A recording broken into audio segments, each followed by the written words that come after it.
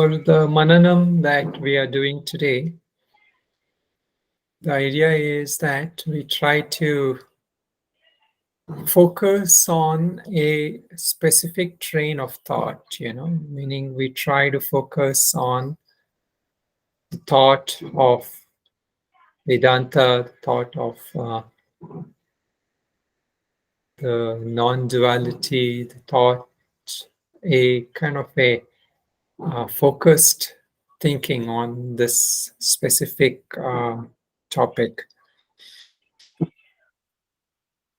So if we want, we can just relax now, and but yet kind of maintain the meditative kind of mood. And if you want, also you can open your eyes if you want, but continue to stay in that attitude of meditation. So while remaining in the meditative attitude with the meditative mind, we try to bring our mind to focus on some of these thoughts which we will look at today. So for today, what we are going to look at is these Mahavakyas. What we briefly had covered in the Viveka Chudamani, verse number 6, has Atmaikya Bodhena Vina Vimukti. This is what was Shankaracharya's thing, where he says, without the knowledge of oneness of ourselves and the divine, or what is called as Mahavakya, without that knowledge, there is no real liberation. All other practices, all other techniques, and all other methods, or all other pujas that we use are helpful in giving us chitta shuddhi, meaning they are useful, but they only help us to gain the purity of mind. They only help us to gain the focus that we need so that we are not distracted easily by the senses. But the main knowledge, which is the knowledge of what we call the self-knowledge, Atmaikya Bodha, that oneness of self, or that self alone is, or the reality of the self. So that knowledge, he says, comes through vicharana, through inquiry, what we are doing now, mananam, self-inquiry. So he also talks about vastu siddhi, meaning that gaining of that which doesn't need any effort to be gained. So everything else, we are exercising effort, what is called as Purusha Tantra. We have to exercise effort to gain something, even to gain a certain mental state, we have to exercise some effort. But to realize ourselves, knowing ourselves, so this is what, some people say self-realization is just as knowing. So knowing that we are one with that omniscience of God, that kind of knowing is what is given by Mahavakyas. And why are we contemplating on the Mahavakyas for today? So there are a couple of things why we contemplate on Mahavakyas as such.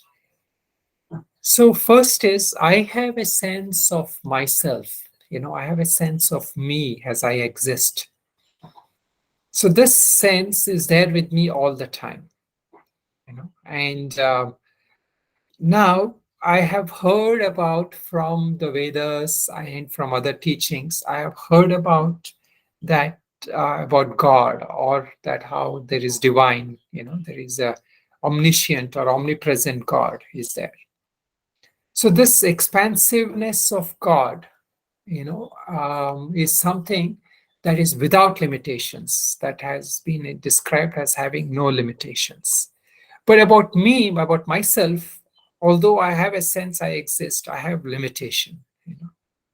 So now what the Mahavakyas do when it says Aham Brahmasmi or Tattvamasi, Prajnanam Brahma, or I am Atma Brahma. So these are all the phrases which say that my limited entity is not limited, and that expansiveness of God, which is known but not directly, but through the Vedas, is the same as the knowing which I have about myself. So, in other words, that knowing that I experience about myself is equated to the knowing of God as omniscience. So, here in the Vedantic thing, we don't necessarily have to get into a deep samadhi state in order to know this. This is realized through proper understanding, through proper self inquiry, and through being stabilized in this knowledge. Because what happens to us is my common identity is I'm identified as a body, I'm identified as my relationships, I'm identified by all the societal identifications that's given for me. I'm man, I'm such and such a citizen of I'm a citizen of such and such a country. All these are identifications that's been given on to me. So now what is happening when I look at Mahavakya is it is breaking this identification. So initially it is hard. So initially it is not easy for me to break this identification because I'm used to this.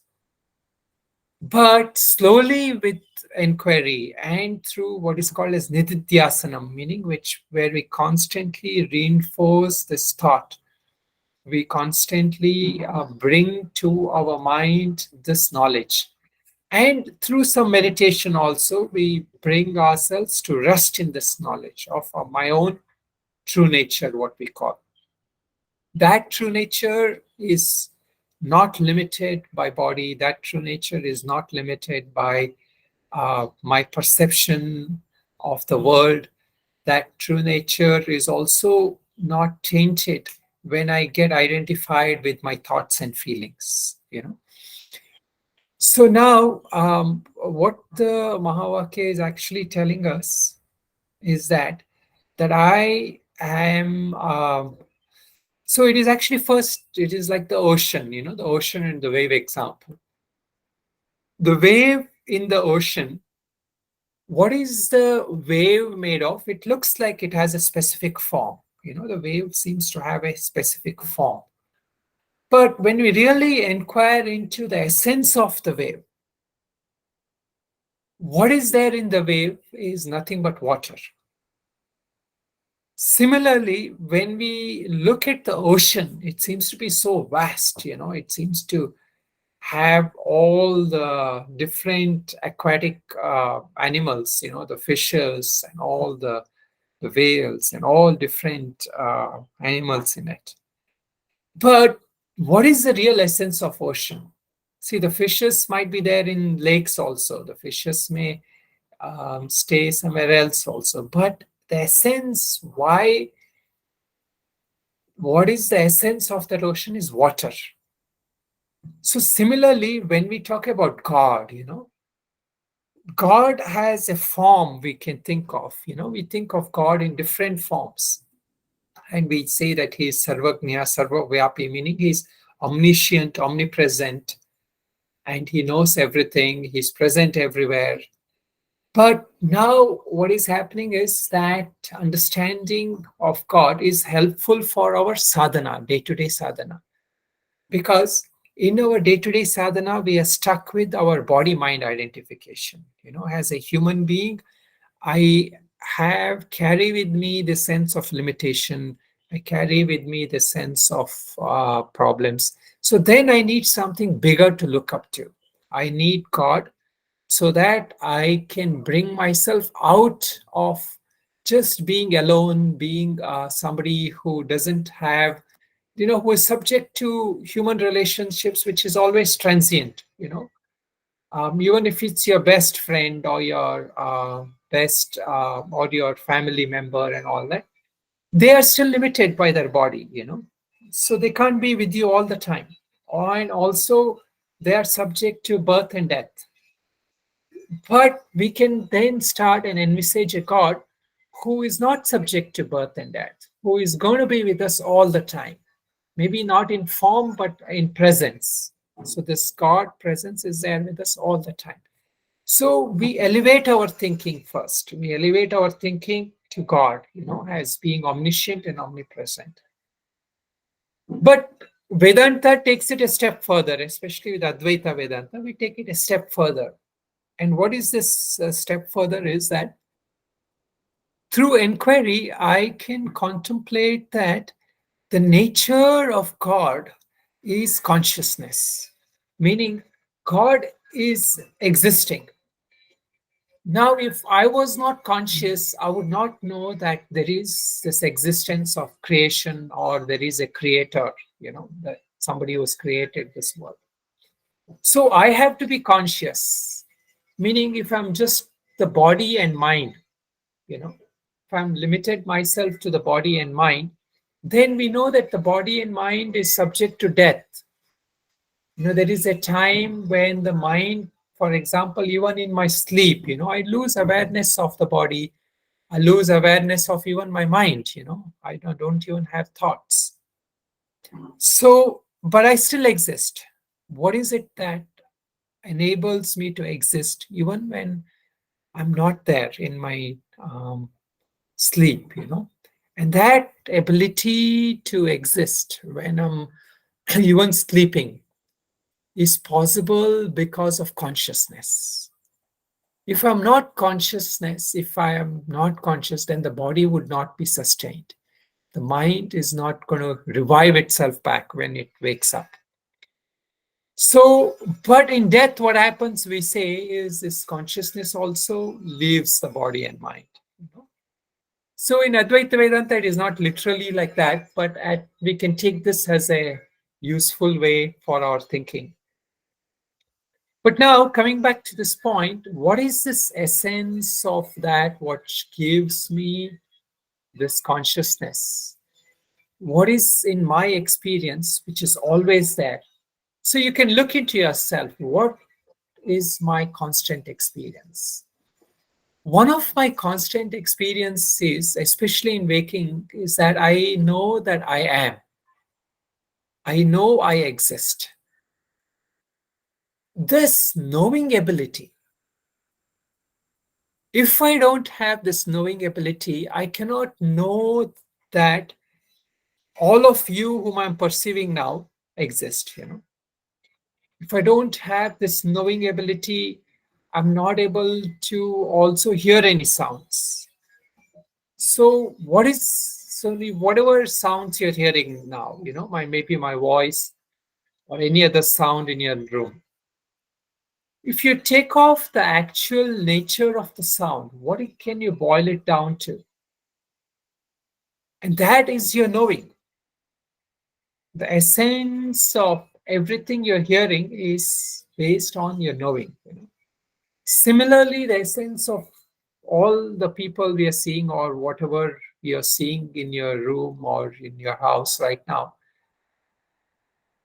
we call what you're seeing in forms as nama rupa, meaning it has a certain name and it has a certain form. That name is something we give to it. Like I give the pen a name, pen, but it's not really pen, it's just made up of like plastic, refill, ink, and all those things. I give it a name for the sake of transaction. This name I call it as, which is called as nama. Now it has a specific form, certain design, some form, some colors, so all the color enables me to identify that. Now that is fine for the mind, but even before I say the name and form of this, I have to be able to know that it is here, right? So this knowing, so we can look into our own mind. Is there anything that you can know?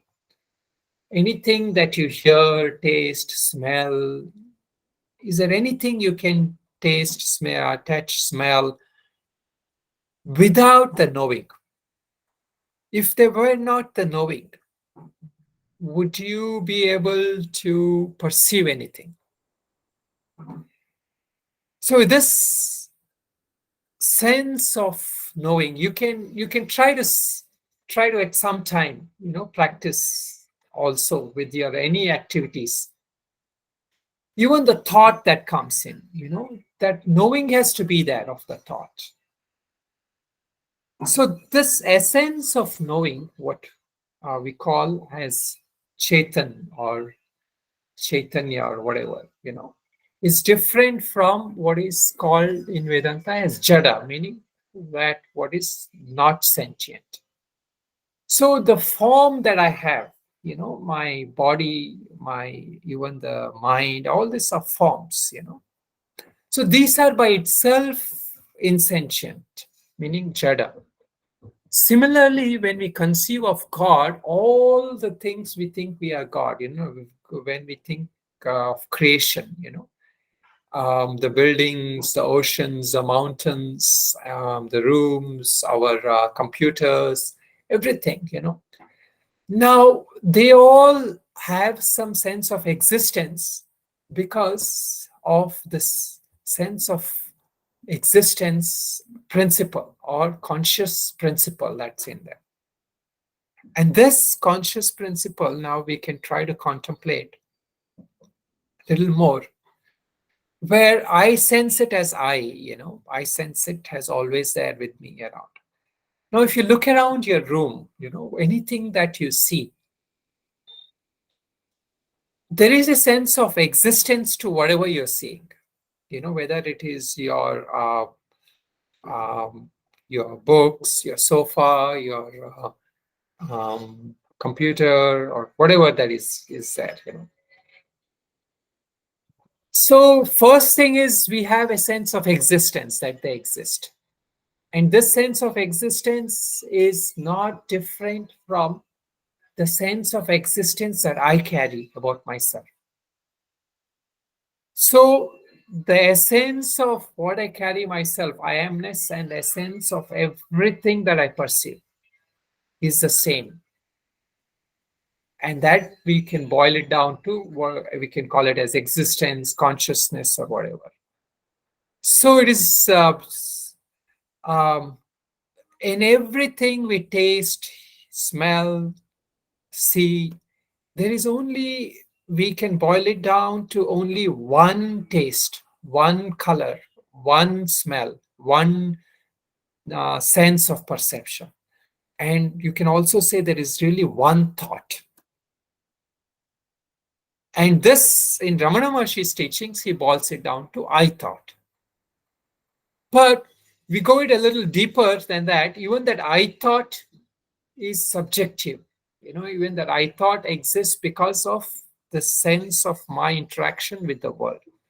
This existence principle is there even in that I thought. So that what we call as that I thought is based on this existing principle. So all these objects are known by you. Objects are known because of the sense of subject. And the sense of subject also is known because of this consciousness principle. So this is what now again coming back to Mahavakya, what is this Atmaikya Bodha, this knowledge of self that is referred to in Vivek Chudamani and all that, is that God is this all-knowing element, That knowing element of God is not different from that knowing element of myself. So at this point, what happens is that distinction I carry between myself and God, falls apart. Because then I'm no longer just the body, no longer just the mind. So the essence of me and the essence of God is the same knowing. So this uniformity of conscious principle, or this uniformity of knowing, is what eventually is called as self-knowledge, or self-realization, or the self. So knowing this self initially requires us to do this vicharana and mananam. Now, until we are able to really know ourselves, we will carry the limitation. What is the limitation we are carrying? On a day-to-day basis, I experience myself as limited to this body, this mind, and all that.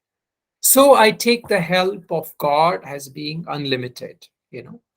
Ideally, we can first move from a form aspect of God to a formless aspect. And then when we come to this formless aspect of God, we try to see that, okay, now I am a part of God, just as how the wave is a part of the ocean. So we move from what is a dualistic thinking that I am different, God is there attitude, to thinking that I am a part of God. And so this is a jump. Slowly we make that transition. We try to make that transition. And then we go ultimately and decide that essence of God and my essence is the same. Now, when we have done this process completely, then we can actually come back downwards also in our day-to-day life. And then we can think of God in a much more pure and holistic way. We can realize that, yes, my essence and God's essence is the same.